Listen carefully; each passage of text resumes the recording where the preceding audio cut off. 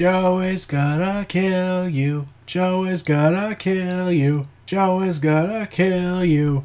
As fans all over the world rejoiced of how his 2017 went, albeit with some issues and especially a confusing ending, but I'll get to that. So, after 2016 had ended off with Samoa Joe ultimately losing the NXT Championship after 14 days into his reign, second reign, which is the shortest in the title's history. Yeah. And Nakamura and Joe's feud ending in a cage match. Samoa Joe would make his final wrestling match on January 25th episode of NXT, where Joe would team up with Bobby Roode in a match against Nakamura and then re-signed up at that point to Jerry. He's no longer signed with WWE. He was released because of his age, and they felt like they had nothing for him on that. So Joe would appear in the crowd at NXT TakeOver San Antonio to see Nakamura lose to Bobby Roode. This would be his final appearance in NXT. Okay, yeah, he makes a couple of guest appearances showing up in the crowd, but in terms of being a full-time NXT guy, no. So days later, Samoa Joe made his official debut on the main roster as part of the Raw brand. And at this point, I was still worried regarding, the main roster.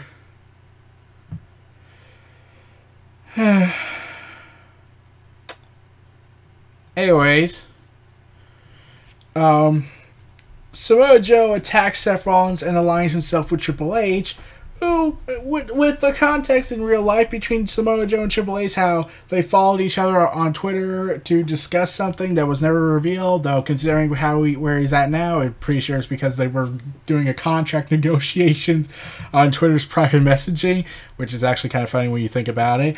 And the fact Triple H, Mick Foley have tried to get him to WWE, but Vince McMahon has always been against it. Because, speaking of that, yeah, apparently the reason why Vince didn't want to hire Samoa Joe was, I've been trying to figure that out.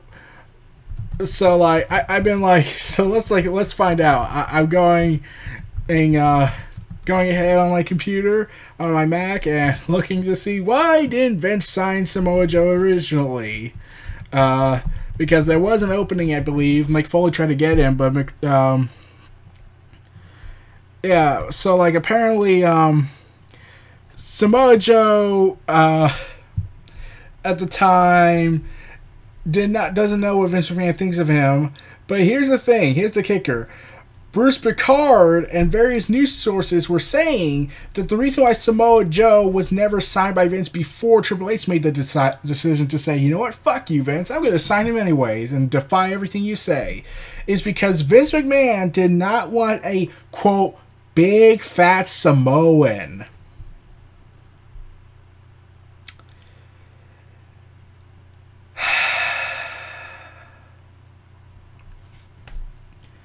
Really? Really? You didn't want this talented wrestler because he's fat. And this was said that you believed that was Samoa Joe, that's all he was. No matter what his talent was, he was a Samoan who was overweight. At least in your eyes. Didn't you hire another guy that could be considered overweight? His name was Umaga. He had practically the same body type as Samoa Joe, except Samoa Joe was could go more cruiserweight-ish, except as a heavyweight guy, but besides the point. This is, I think, part of Vince felt personally offended that Triple H went against him and said, fuck it, I'm hiring him anyways. One can only imagine what Vince was thinking when Samoa Joe was revealed to have been actually hired by WWE. Specifically Triple H. Yeah. That gosh darn Vince McMahon body shames wrestlers. Like Kevin Dunn. Like practically father like son. So moving on, the following week, Roman Reigns goes ahead and becomes his first opponent on the main roster. A lot of people were worried about this, understandably so, because, you know, it's Roman Reigns and Vince McMahon has a huge fetish for him. So clearly, this might end in just either through controversial means or through a defeat. Oh, by the way, when he attacked Seth Rollins, he put him in the Coquina clutch.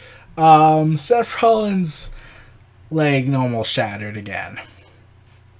So, yeah. So, yeah. Anyways, when he was fighting Roman Reigns, who went ahead to try and avenge his buddy because he's been re-injured by Samoa Joe, he actually beat Roman Reigns after a distraction from Braun. The same week, in an interview, Michael Cole attempted to warn Joe, because everyone likes to listen to Michael Cole, that Triple H turned on prior cohorts like Seth Rollins, Orton, I think Kane. Oh wait, yeah, Stephanie McMahon mostly did that work. Seth Rollins, Randy Orton. I can't really say Batista. They got into an argument and Batista quit, so really it was his choice. So Joe claimed that he was not his heavy hitman, and he only hurt people only because he has done so far all of his career. Also, he's wearing a suit a lot, and everyone was like, the suit. Where have we seen Samoa Joe wearing a black and white suit? Like, the WWE management's reports were saying that the reason why they were letting him wear a suit because they wanted him to be treated as a hitman. Though, when everyone looks at that, they think of, wasn't Joe part of a group of people? I believe you have some of them in WWE right now. It was called a mafia. I think they were the main event guys. Like Kevin Nash, Sting, Kurt Angle was the ringleader, or the Godfather, so to speak. Samoa Joe was the muscle. Sharmell was the velvet of the group. Valet of the group. Yeah, I believe it was called the Main Event Mafia, except that was made in another company. It's now Vince's creation, so I'm surprised he went forward with this. Yeah, it's called TNA. You know, back when TNA was not struggling as much and was actually doing some kick-ass things that actually made a great alternative to WWE for a while. And then it went downhill when Hulk Hogan joined, because God knows Hulk Hogan has really benefited the business in later years. Isn't that right, WCW? Oh, they're out of business. Well, at least TNA can say they managed to endure Hogan, but barely survived. Yay. So, anyways, due to Seth Rollins being injured, they needed to find another guy for him to fight, because originally Seth Rollins was supposed to fight him at Fastlane. And most likely win, because by extension, Seth Rollins would be going after Triple H afterwards.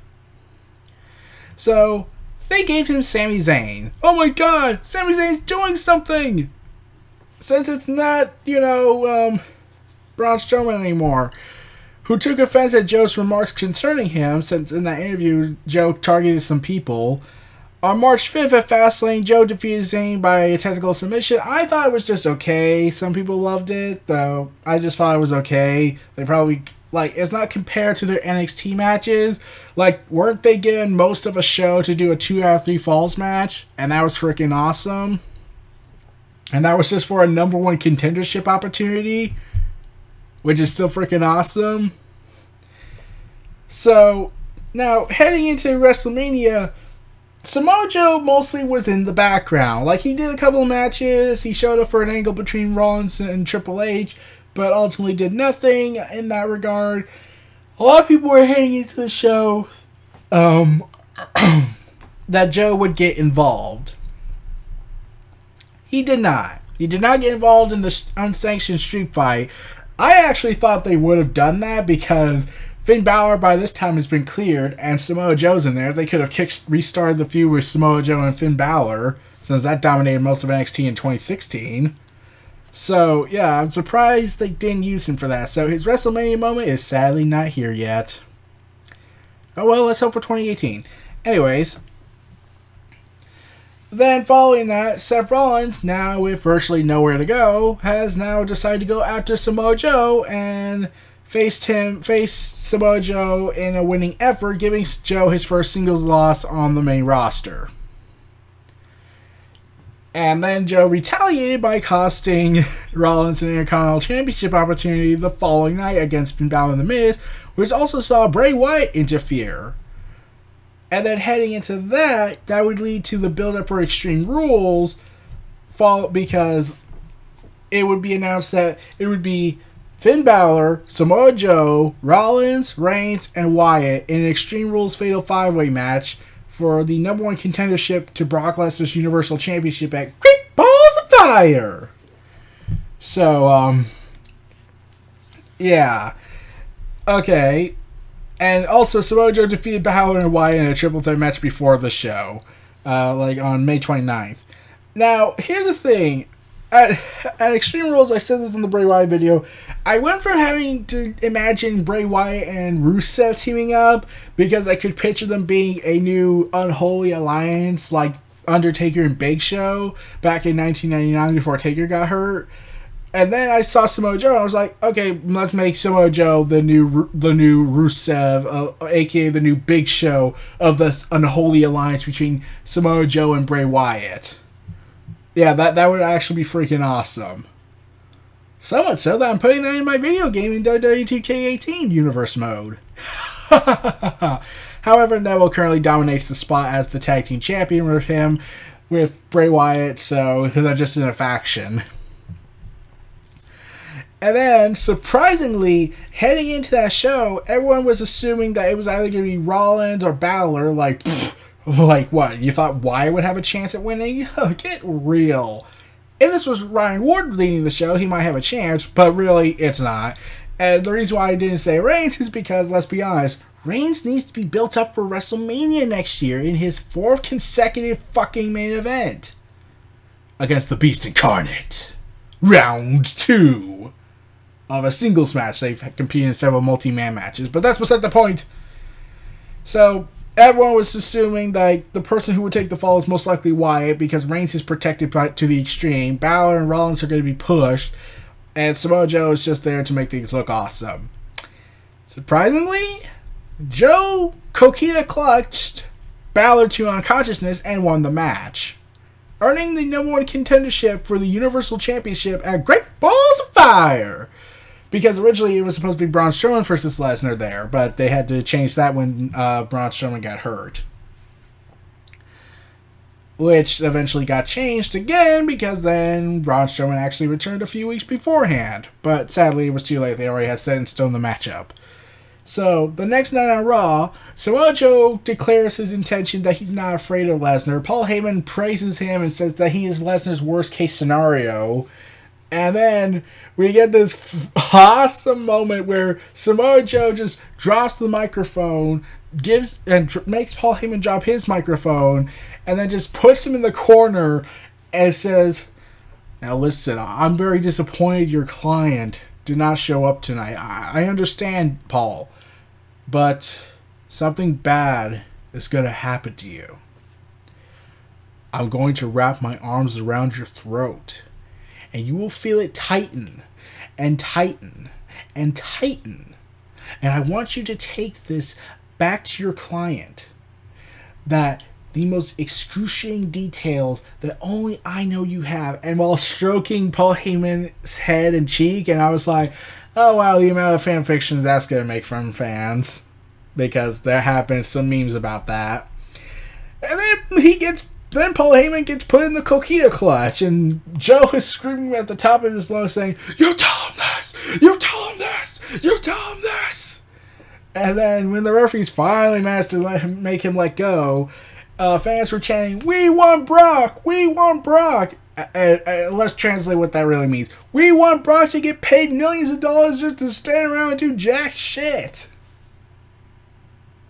Yeah, that's basically what it means. And Samoa Joe says, "Well, so do I," which was awesome. And I was like, oh my god, I want him to be the guy that beats him. I want Samoa Joe to win the title. So the next night on Raw, so after that, on June 19th, Roman Reigns would announce he would face the winner of the Universal Championship match at SummerSlam, which doesn't work like that at all. But Roman Reigns is, like, I could buy this if Reigns was, a freaking heel, but he's portrayed as a face, so that wouldn't work. So Samoa Joe would defeat Roman Reigns by technical submission after the returning Braun Strowman once again distracted Reigns, giving Samoa Joe 2-0 by outside interference. Then we finally get to Grip Balls of Fire, and Samoa Joe kicked Lesnar's ass. 1-5 beats him.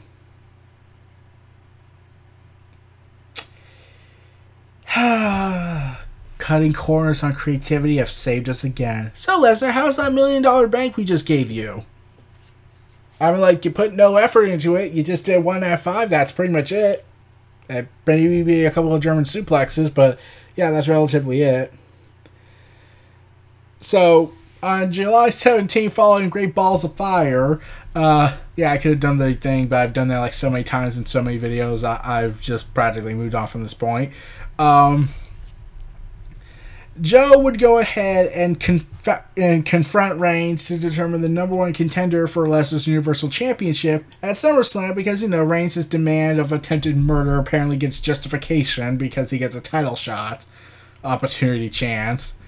But the match ended in no contest after Strowman interfered and attacked both men, which was surprising because Samoa Joe made the shot first instead of Strowman, which means that, oh my god, we're getting shades of gray, heels attacking heels. That's not how the system works. Vince be triggered. So, yeah. The following week, Kurt Angle announced that it would be a fatal 4-way match for the Universal title between Lesnar, Joe, Reigns, and Strowman at SummerSlam.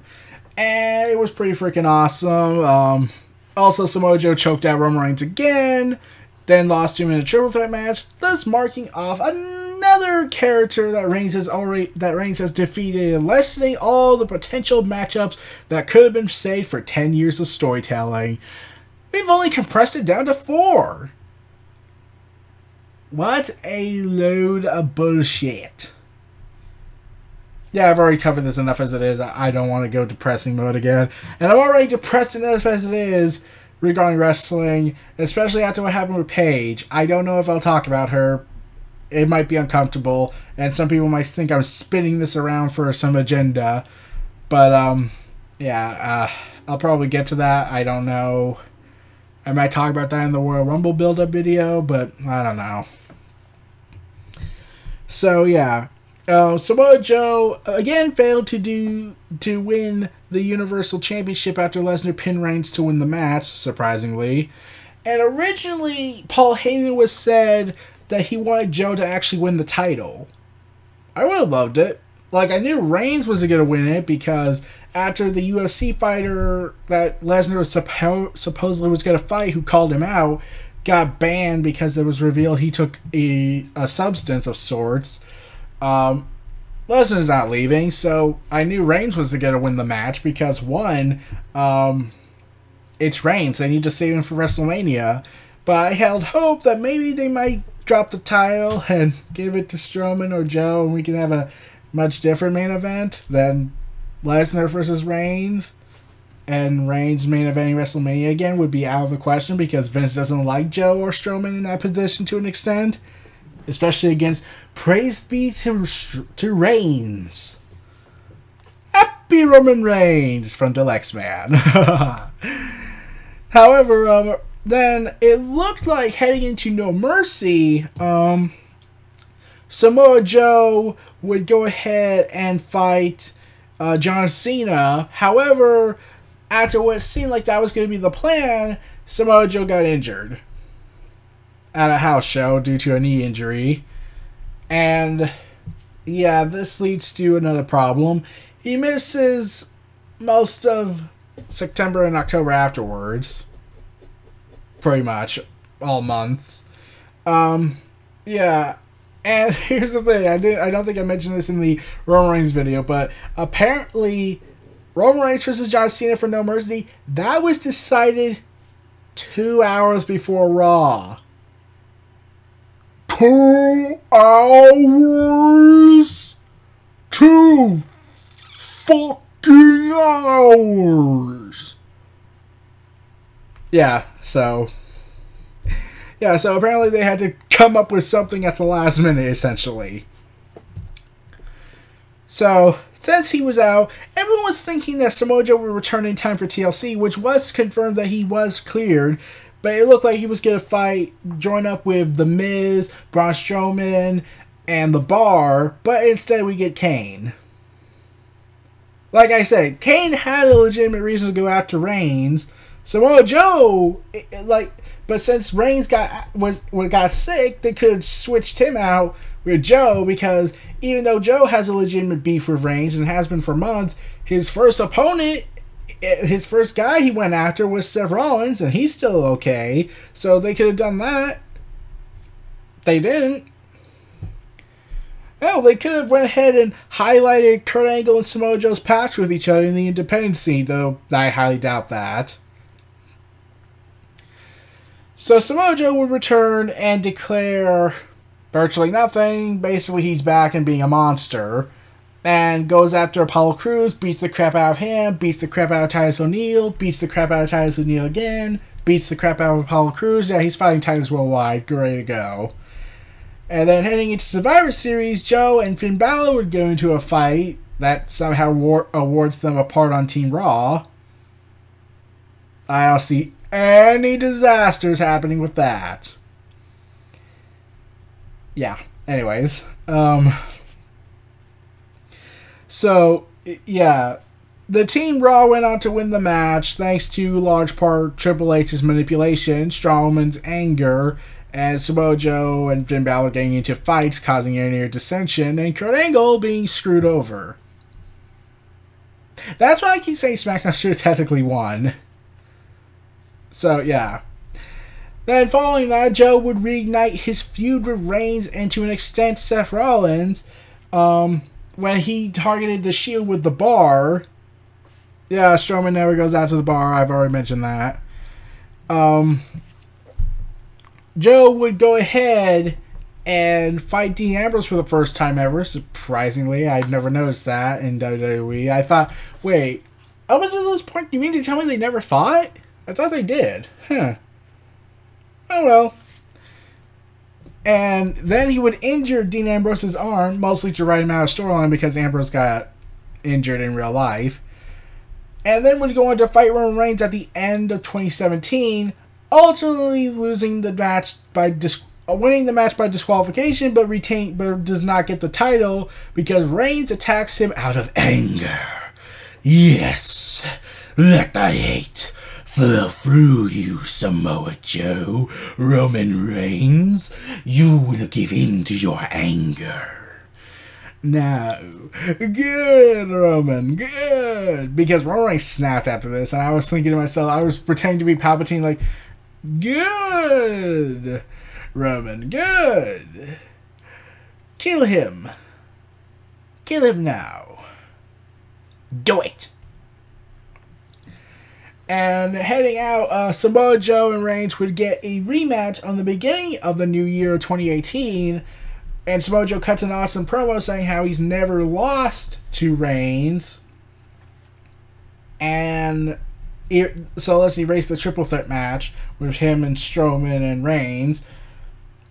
And sadly, Reigns would ultimately defeat him clean in the ring in an awesome match, but ultimately, long-term wise, that would be detrimental to Reigns' future career because after WrestleMania, there's virtually no one unique left to fight him.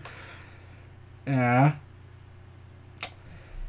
Oh, and I would say Samoa Joe's going to have a big future in 2018. I'm now starting to believe that might not be the case because following that and his attention to be in the Royal Rumble for 2018, he got injured on Raw because of a foot injury. I don't know. And he was originally supposed to be in the Mixed Match Challenge because fans voted for him, but because he got injured on the same night that the voting was starting, Elias took his place. And the reason why I haven't talked about the Mixed Match Challenge is because I wanted to see how it goes first, and maybe I'll do, since they're all going to be one match per week, I might just build a video up on that. a series on that, but I don't know. So, Samoa Joe, and it looked like he was going after John Cena officially now. Then this happens. It's almost like there's something in the world that's trying to stop Samoa Joe from being horribly buried by John Cena. Oh well. But it's too late now. The injuries will make Vince believe he's no longer worthy for a main event push, and will instead relegate him to the same position as Finn Balor, except Finn Balor is decreed not over enough. So, yeah, I want to say Samoa Joe has a bright future in 2018. I really don't know how to say. I don't know if I could say that. So, at best, it's a 50-50 shot in the dark. There's a chance that he could come back. The injury's not as serious, but he can still do some things heading into WrestleMania.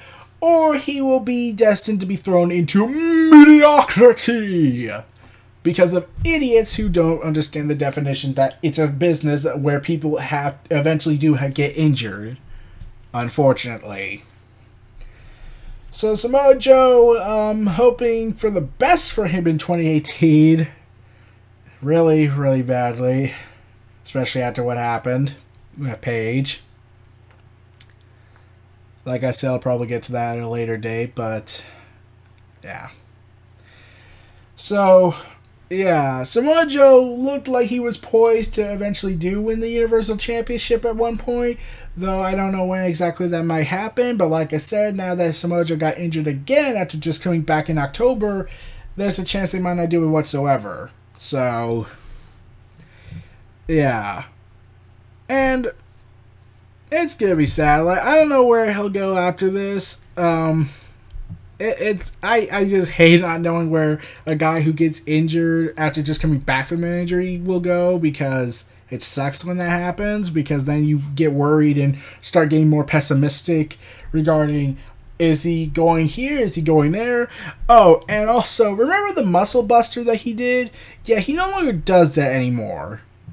He did that a lot in NXT even after what happened, the incident, but the main roster says you can't use that move anymore because of what happened to Tyson Kidd. Yeah. So, yeah, I don't know what's in store for him. All I know is that don't expect the Muscle Buster to come back anytime soon. He might have to do that again in the independent scene if he ever goes back. But, yeah, it's going to be fairly interesting where Samoa Joe's WWE run continues to go at later down the road. So, those were my thoughts on Samoa Joe's 2017. This was Neo Reality Entertainment. Feel free to like, comment, subscribe, and donate, and stay tuned for more. And bow down to the modern day Maharaja!